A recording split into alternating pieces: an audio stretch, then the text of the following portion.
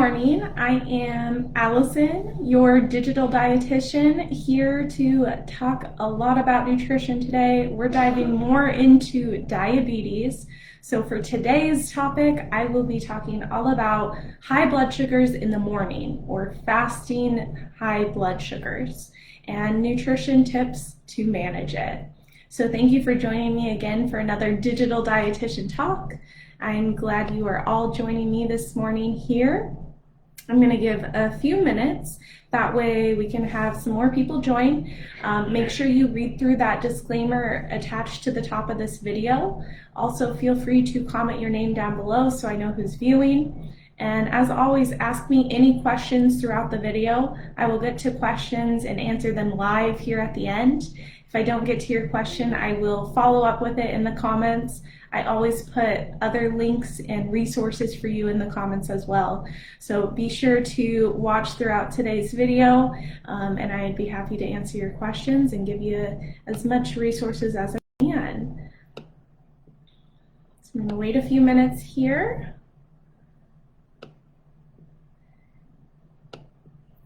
Okay.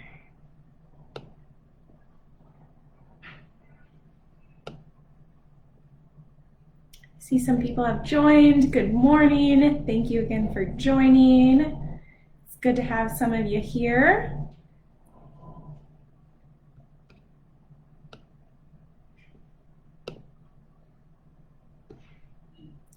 Okay. A few more people. If you didn't hear or didn't see above, today's topic is about high blood sugars in the morning. So this is geared more towards those with diabetes, maybe people who care for others with diabetes. So some very helpful information going forward. Gonna wait another minute or so. Can you believe it is already April? This year seems to be flying by. It's starting to get a little nicer out.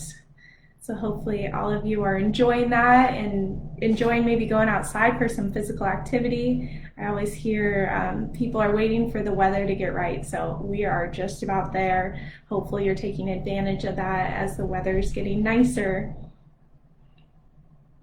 Okay. Good morning to you all. I see some people have joined, so I think I'm going to get started here.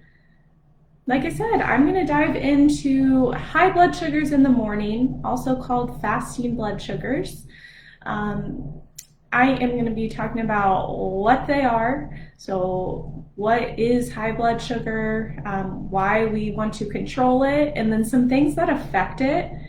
Maybe some new terms for you, and then how we can manage it, especially with nutrition. So some nutrition tips you can take away and see if those work. So first, high blood sugars. So whether you have been diagnosed with diabetes or not, some people can experience high blood sugars. So what that means is there's actual sugar going through your blood, because once we eat food, the sugar from the food is digested, and then that sugar goes into the blood, and blood goes all throughout our body and takes that sugar to important places like your brain, your muscles, because sugar is energy. So that is what's happening when we're eating. Now, high blood sugars, what that means is the sugar stays in our blood for longer periods of time.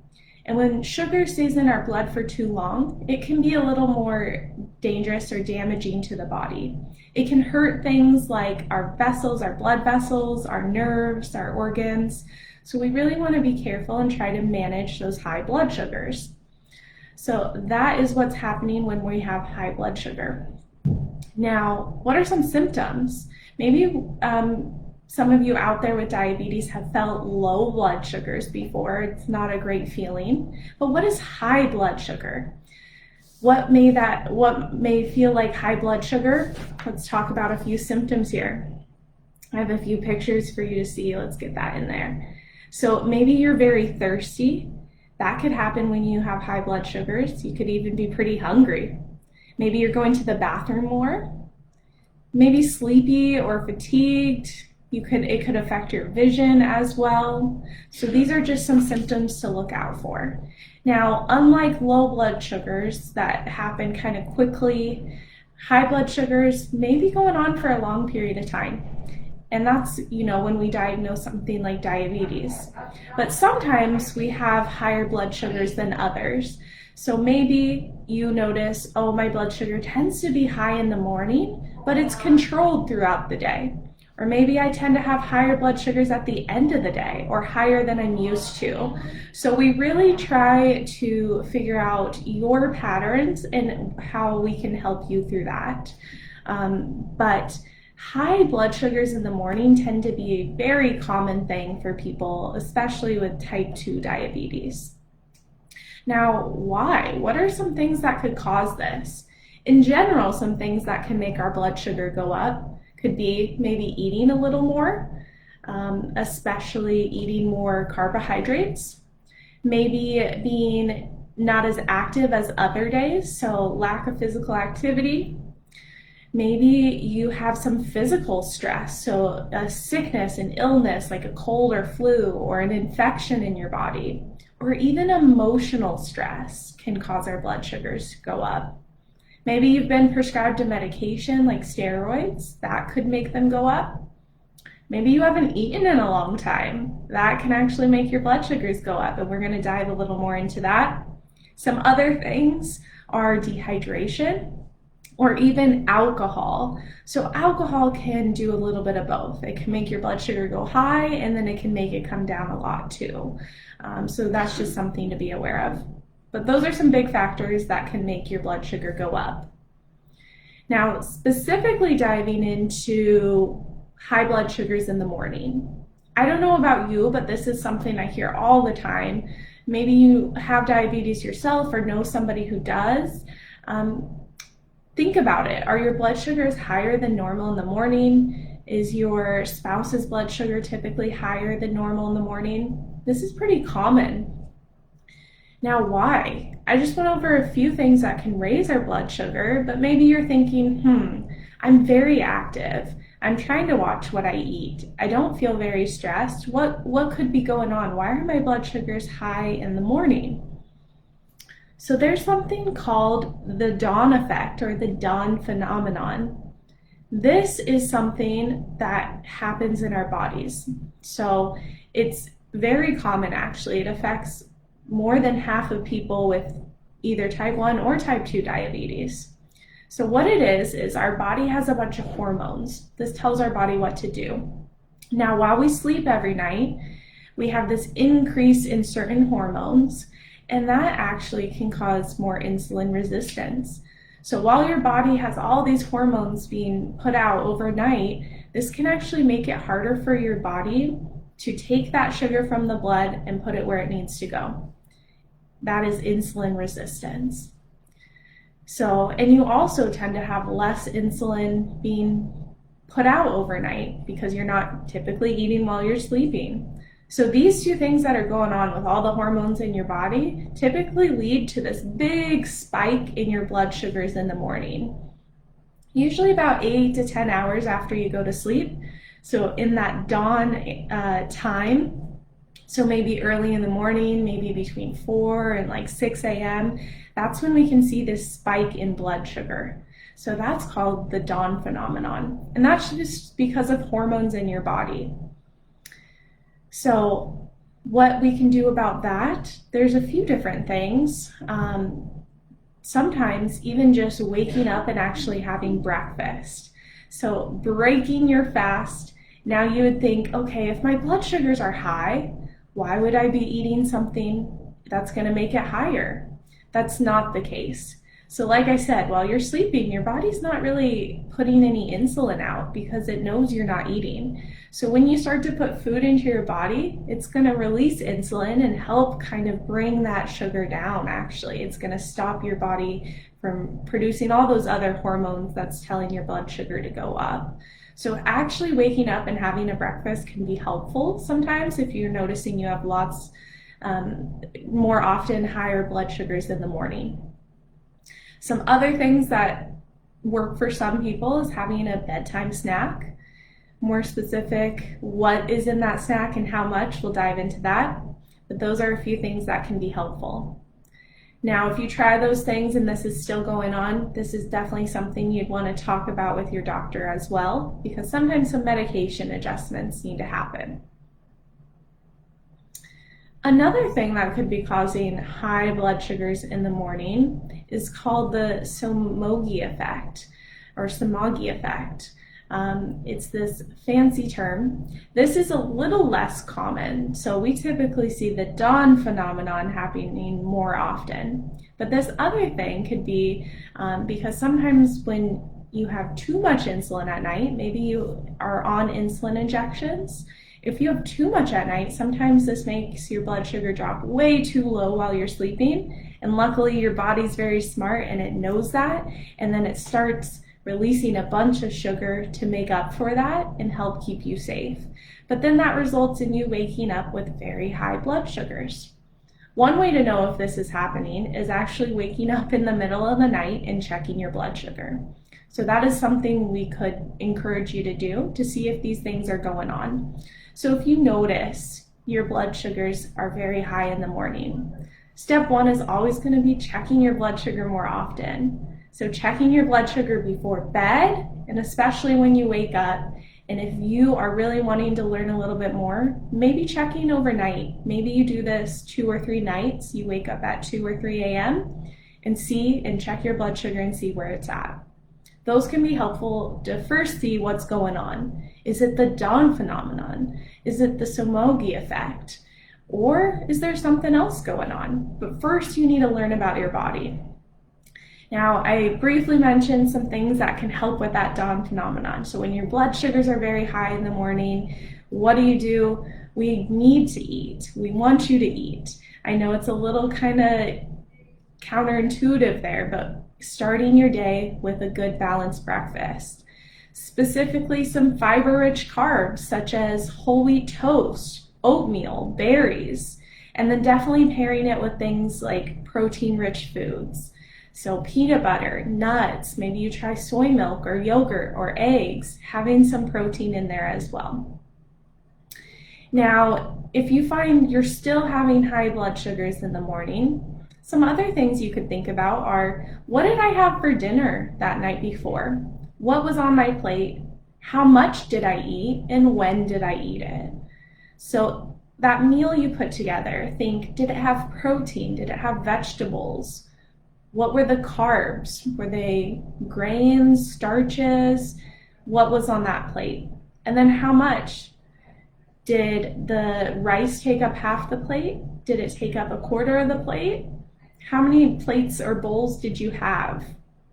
And then when did you eat it? Okay, maybe you had dinner at 6 or 7 p.m., but then what time did you actually go to bed? Did you go to bed right after? Or did you stay up a little bit longer? Those are just some questions to first think about before we dive in more. But I always want to refresh, especially with dinner meals, if you're trying to control your blood sugar in the morning, remembering the plate.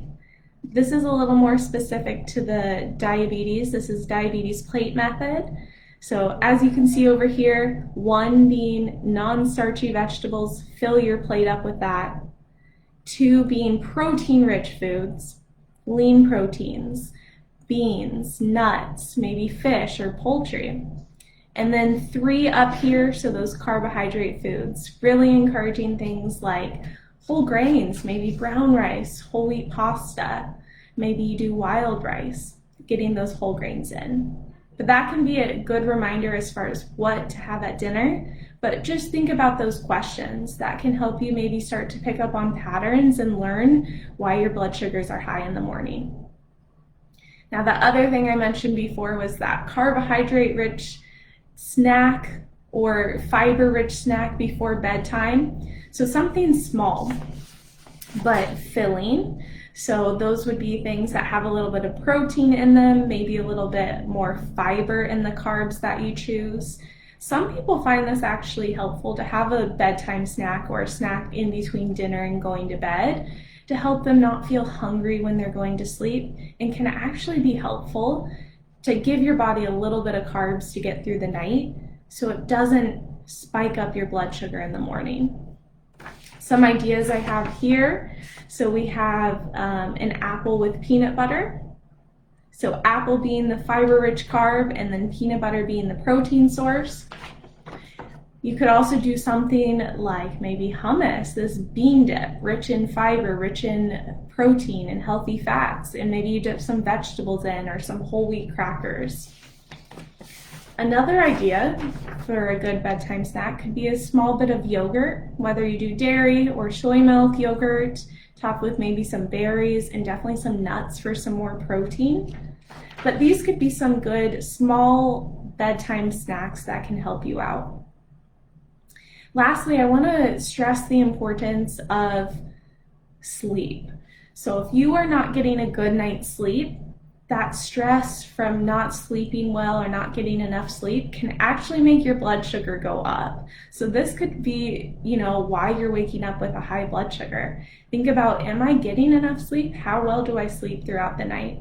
If you notice that's something that is a problem for you, and you should definitely talk to your doctor about ways and maybe why you're not sleeping well.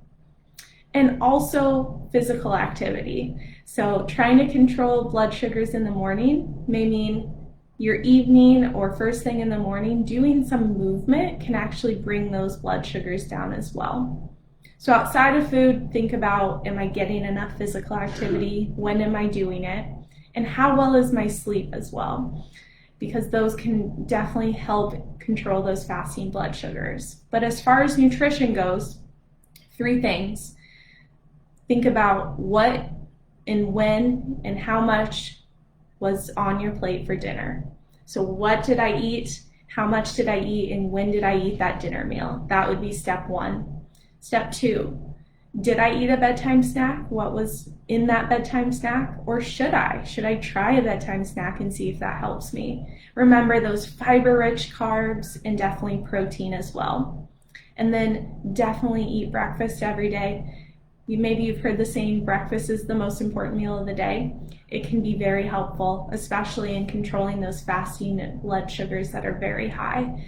Start your day with something, break your fast, tell your hormones it's time to get going again, and we're going to eat this breakfast, use that sugar to fuel us for a good, productive day.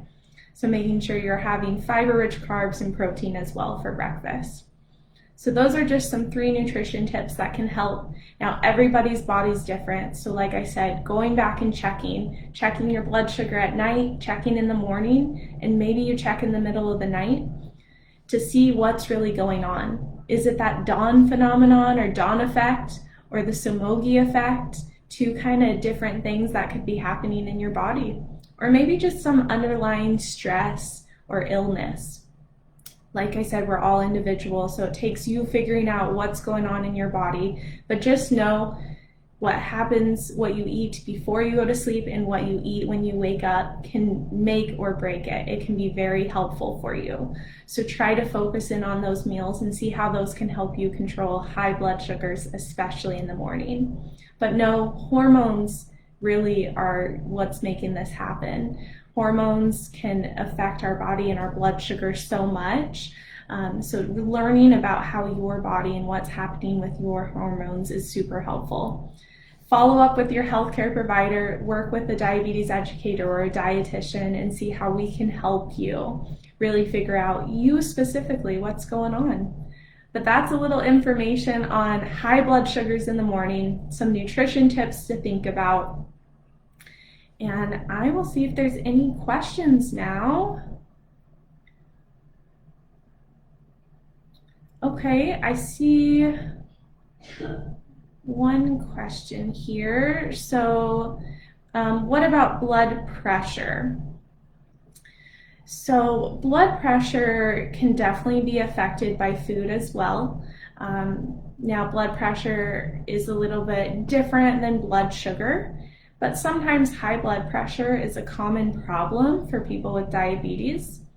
That is definitely something I would be happy to talk a little bit more about. There's a few things to consider with blood pressure, but overall, salt and sodium being the biggest things that can help control blood pressure and bring it back to the range we want it. I will make sure we talk about that here in the future. That's a good one. Salt and sodium, especially for blood pressure management. If you have any questions at all, feel free to drop those below in the comments. I'd be happy to answer your questions, especially about high fasting blood sugars and some nutrition tips for them. And we'll wait a few minutes here. I'm also going to put a link down below in the comments, just a refresher on what I talked about today. So something you could read, maybe share with somebody you know. So I just put down below a link to high morning blood sugars and some information. So this really dives more into that dawn phenomenon and that Somoge effect, as well as some things to think about when trying to learn about your body and how to control it. Okay, I don't see any more questions coming through. We will definitely talk more about blood pressure here in the future. I see a lot of familiar faces, some new faces as well, joining us down below in the comments. So thank you so much for joining me for another Digital Dietitian talk. Today I talked a little bit about high blood sugars in the morning or high fasting blood sugars, some things that could be going on with the hormones in your body, some things to think about, especially some nutrition tips. So being very aware of what you're eating before bed and when you wake up and how those things can help you manage high blood sugar. So hopefully you found this helpful, maybe some tips to check out or try on yourself, tell somebody about. As always, follow up with your healthcare provider for further information to learn more about you specifically and your individual needs. So thank you for joining me today for Digital Dietitian. I will be back in 2 weeks for another topic. If you have any further questions, feel free to put those below after the live video ends, and I will answer them as well. Have a good rest of your day.